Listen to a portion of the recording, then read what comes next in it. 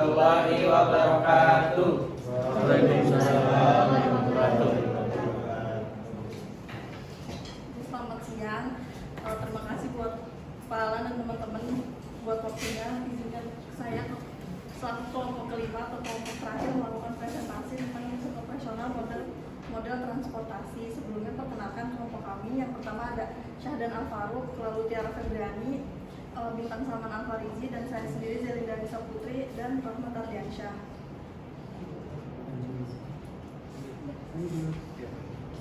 Selanjutnya tentang model transportasi akan dijelaskan oleh Tiara Febriani. Siapa? Tiara Febriani.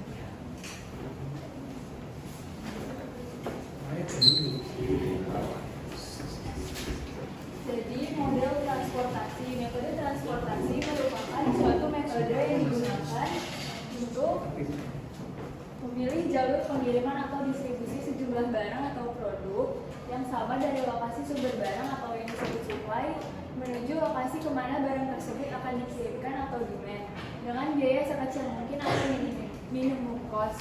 Permasalahan transportasi membahas masalah pendistribusian suatu komoditas atau produk dari sejumlah sumber atau supply ke sejumlah tujuan atau destination demand dengan tujuan meminimumkan ongkos pengangkutan yang terjadi. Ciri-ciri persoalan transportasi yang pertama terdapat sejumlah sumber dan sejumlah tujuan.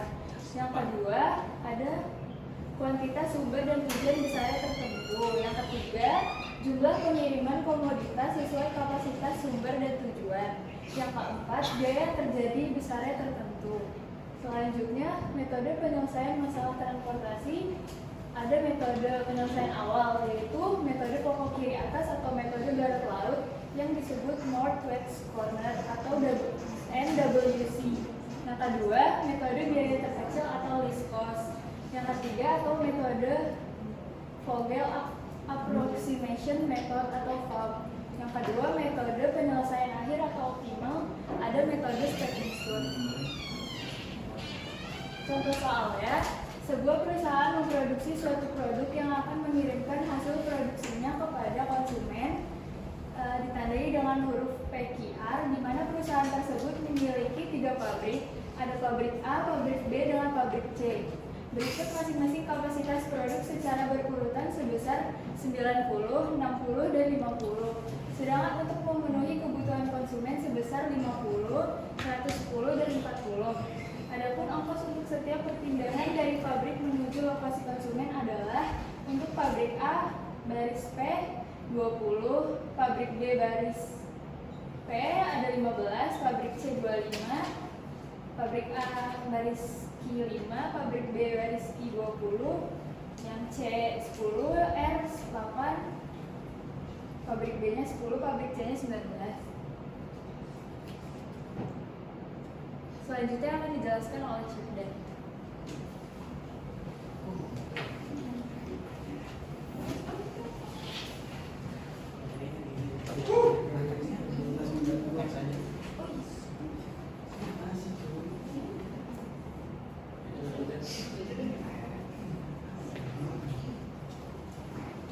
Selanjutnya, North-West Corner, metode sudut barat laut merupakan metode untuk menyusun tabel awal dengan cara mengalokasikan distribusi barang mulai dari sel yang terletak pada sudut paling kiri atas. Sel matriks 1, yaitu baris 1 kolom sama dengan 1. Menurut metode NYC harus memperoleh alokasi terlebih dahulu karena letak paling kiri atas.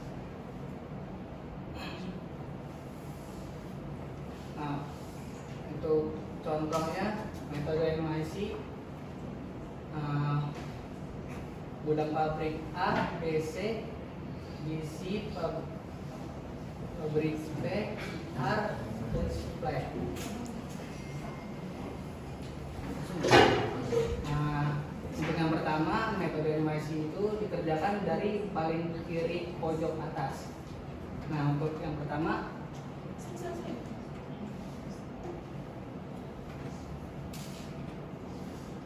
ada 50 dan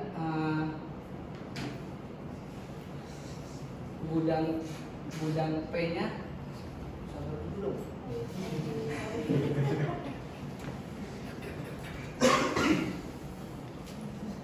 Nah, gudang P-nya 50, dari gudang P yaitu 50 dan supply-nya 90, demandnya 50. Nah, untuk gudang A-nya itu 50, dari 90 sama 50 itu paling terkecil 50. Nah, berarti yang diisi 50, yang 90-nya coret dan dikurangi dengan 50 dan hasilnya 40. Lalu gudang B-nya sama C-nya habis. Nah, selanjutnya dari pabrik B-nya ada 40, dari 40 supply-nya sama demand-nya 110. Yang paling terkecil adalah 40. Maka yang dialokasikan 40 dan 110-nya dikurangi dengan 40, yaitu menjadi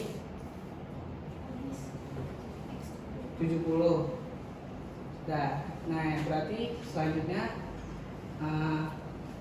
gudang R-nya berarti habis, lalu supply-nya habis juga. Nah, selanjutnya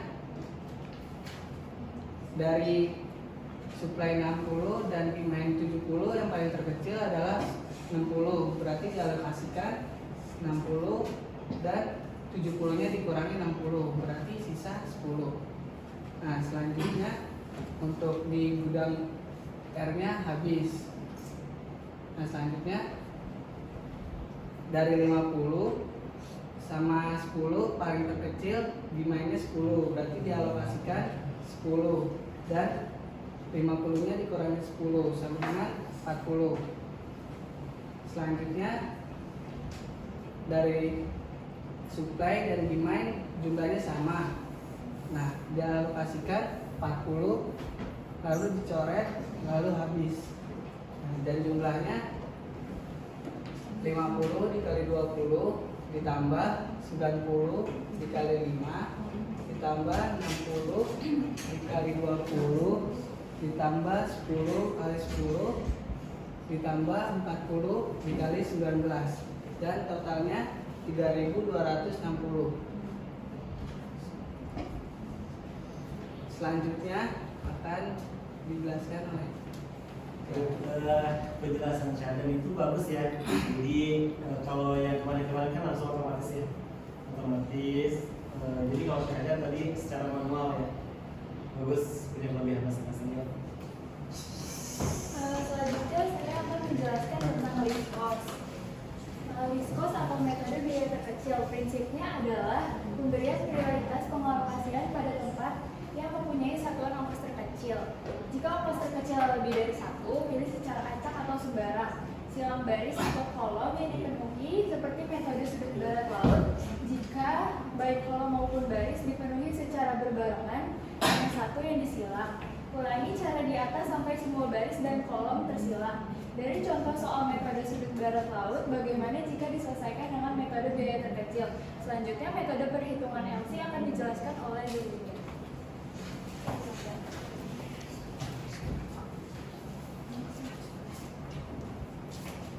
Nah, selanjutnya metode LC atau Lisbonal, yaitu caranya menggunakan biaya terkecil. Nah, dari 9 kolom ini ada biaya terkecil itu yang pertama 5, jadi kita langsung alokasiin aja, supply-nya di 90, terus langsung ditaruh di gudang Q, 90-nya habis, terus dikurang sama demand-nya 110, jadi sisanya 20. Terus jadi gudang P sama R udah mungkin. Selanjutnya dari 6 kolom ini kita lihat lagi yang terkecilnya. Ini ada 10, ada 2, jadi kita bebas memilih kemana dulu. Misalnya pilih yang di sini dulu. Nah, di sini demand-nya 40, supply-nya 60. Kita pilih yang terkecil lagi, jadi 40. Ininya demand-nya jadi habis, supply-nya sisa 20. Terus pabrik C-nya udah nggak mungkin keisi lagi. Terus selanjutnya yang terkecil kedua itu 10, demand-nya 20, kita langsung pindahin aja ke atas. Jadi demand sini habis, di supply-nya sisa 30. Terus selanjutnya yang di gudang Q-nya udah nggak mungkin keisi lagi, sisa 2 pabrik yaitu B sama C. Yang terkecil sebelum terakhir itu 15. Terus demandnya ada 50, dari sisa supply yang tadi ada sisa 20, terus dipindahin sisa demandnya 50 dikurang 20, sisanya jadi 30.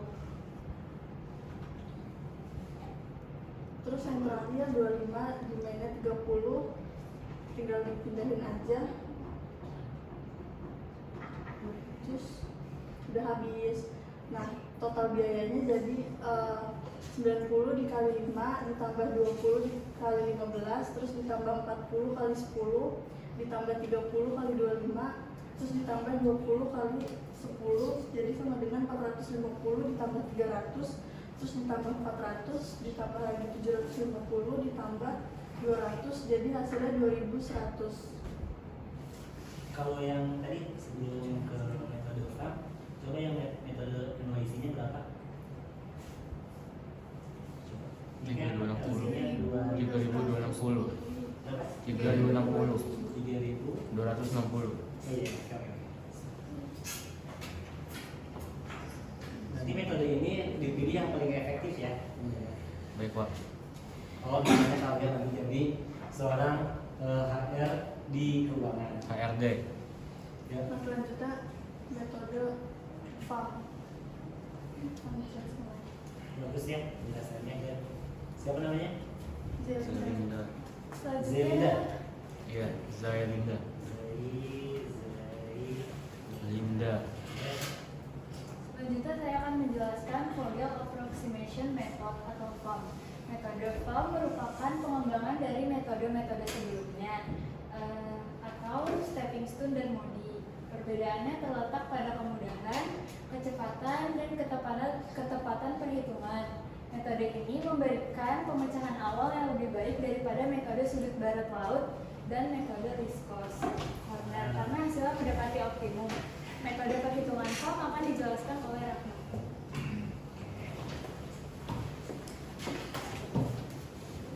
Saya akan menjelaskan tentang metode FAM.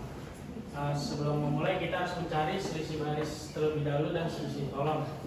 Selisih baris didapat dari pabrik A. Dilihat dari angka yang paling terkecil. Yang pertama 8 dikurang 5 adalah 3. Terus pabrik B-nya 10 dikurang 15 adalah 5. Pabrik C-nya 19 dikurang 10 adalah 9. Selanjutnya selisih kolom dilihat dari gudang P.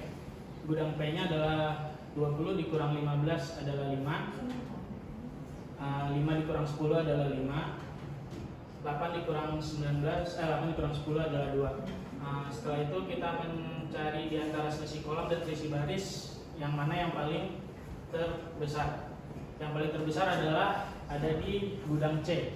Gudang C berarti kita lihat di itunya ada di, habis itu kita lihat ini ada di gudang Q.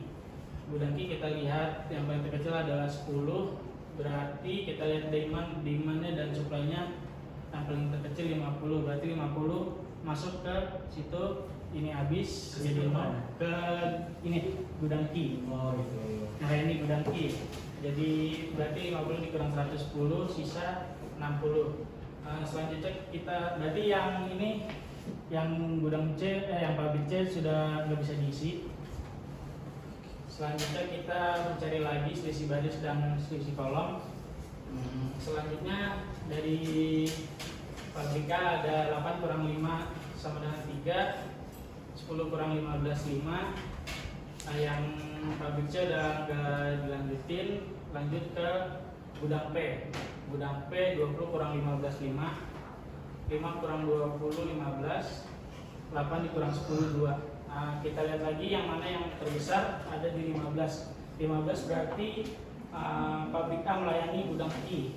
Dilihat yang terkecil adalah 5, berarti dilihat lagi demand-nya dan supply ada 60 yang terkecil. 60 naik ke atas ke gudang Q, dicoret habis, langsung supply-nya 90 dikurangi 60 sisa 30. Yang habis itu yang gudang Q-nya udah terpakai. Selanjutnya ada 8 kurang 5 sama dengan 3, 10 kurang 15 sama dengan 5. Yang ini habis, yang pabrik C. Selanjutnya ada gudang Q. Selanjutnya ada gudang P 20 kurang 15 habis, tinggal sisa 5.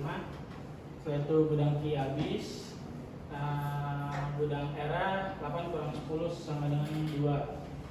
Kita lihat yang terbesar. Di sini kan ada angka 5-nya ada 2. Saya memilih yang gudang P karena itu 50-nya bisa habis. Jadi 50 itu naik, 5-nya naik, sisa 0. Habis itu dikurangi 60 dari supply, sisa 10. Habis itu yang gudang P sudah tidak terpakai. Selanjutnya ya mencari seksi baris dan kolom lagi. Yang ini sudah habis. Pabrik B-nya habis, pabrik C-nya habis, gudang P-nya habis, gudang Q-nya habis. Setelah itu gudang R 8 kurang 10 sama dengan 2. Selanjutnya tinggal masukin supply-nya 30. Kalau 30-nya habis sisa 0, masukin yang supply 10. Supply 10-nya habis sisa 0. Yang bawahnya 40, deltanya 40 habis sisa 0. Selanjutnya ada total biaya. Dilihat total biaya, dilihat dari gudang dan pabrik ada 60 kali 5 ditambah 30 kali 8 ditambah 50 kali 15 ditambah 10 kali 10 ditambah 50 kali 10. Hasilnya 300 ditambah 240 ditambah 750 ditambah 100 ditambah 500 sama dengan 1890. Selanjutnya akan dijelaskan oleh Tiara. Selanjutnya ada penjelasan tentang metode stepping stone. Metode stepping stone adalah suatu metode yang dapat digunakan untuk menyelesaikan problem transportasi dengan cara coba-coba. Dan pedoman alokasinya adalah sudut barat laut atau sudut kiri atas. Dari tabel permasalahan dengan menyesuaikan kapasitas pabrik dan kebutuhan atau permintaan. Metode perhitungan stepping stone akan dijelaskan oleh Dita.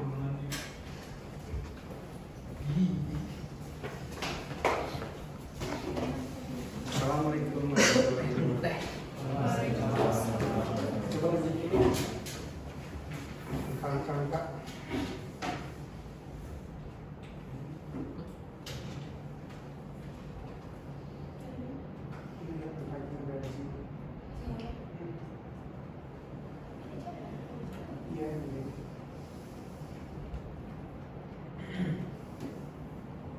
Selamat siang semuanya. Saya ingin menjelaskan tentang metode stepping stone. Jadi stepping stone ini melanjutkan dari metode NYC ya guys ya. Nah jadi stepping stone ini untuk mencari nilai-nilai yang kosong-kosong. Ya pakai ke sana. Oh lebih sini. Jadi stepping stone ini untuk mencari nilai-nilai kotak-kotak yang kosong-kosong ini agar tidak minus hasilnya gitu loh. Ngerti gak kalian? Coba lanjut dulu. Terus. Nah,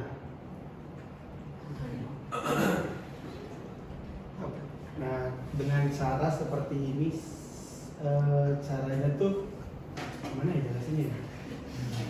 Jadi yang kosong ini melewati batu-batu ini untuk mendapatkan hasil seperti ini.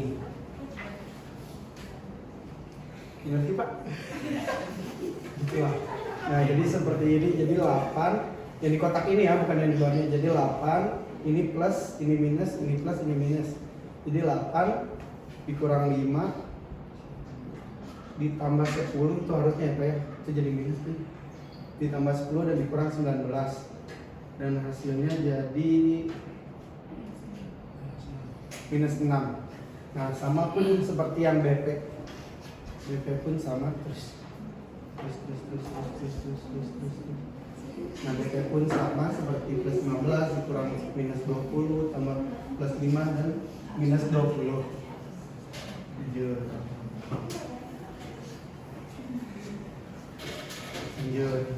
Sama ini juga ya, bisa dijelasin. Sudah paham harusnya. Nah, di sini untuk mencari kekosongan ini diambil dari minus terbesar, dan minus terbesarnya ada di BP, itu minus 20. Lanjut. Nah, untuk mencari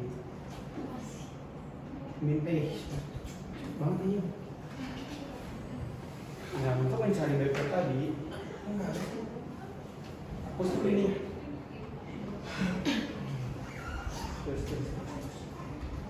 Terus nah, untuk mencari BP yang ini, untuk mencari BP ini, jadi minus 50 dan plus 40 sama ini dicari dari minus yang terkecilnya, Pak. Minus terkecilnya itu kan 50. Jadi yang minus 50 itu ditambah 50 ini, jadi 50 nya yang turun ke atas. Dan 50 dikurang 50 jadi 0. Ini yang kosong, ini jadi 90. Lanjut. Nah, ini jadi 90, ini jadi 10. Karena yang tadi yang minus 50 itu dikurangin, yang minus 60 di sini dikurangin 50 tadi. Nah, sekarang untuk mencari di tabel keduanya. Nah, jadi sekarang kita mencari AP, AR, BR, dan juga CP. Nah, sama seperti yang tadi saya jelaskan, mencarinya itu dengan cara tar. Oke, lanjut.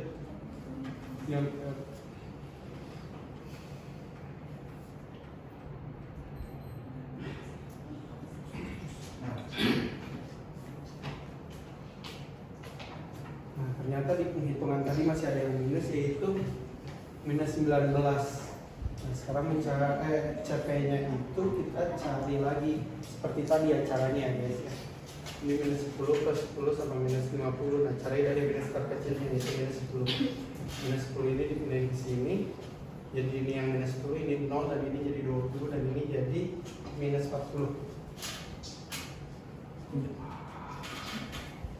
Nah, seperti ini ya guys ya, contohnya.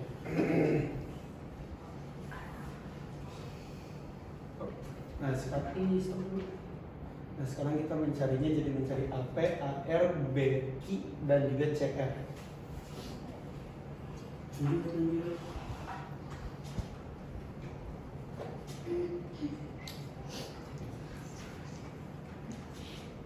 Nah, setelah jadi seperti ini, tidak ada yang minus, barulah selesai cara metode disponibilitas.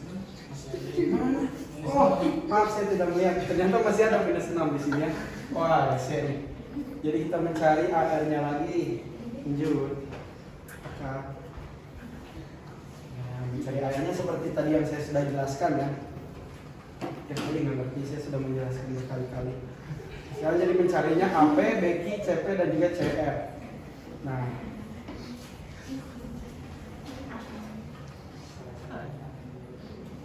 disinilah semua sudah menjadi plus, dan akhirnya kotak-kotak ini seperti yang ada di dalam kotaknya itu dikalikan satu sama lain, dan hasilnya jadi 1890.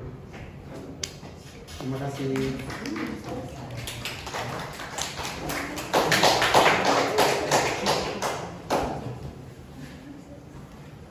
Tutup nih.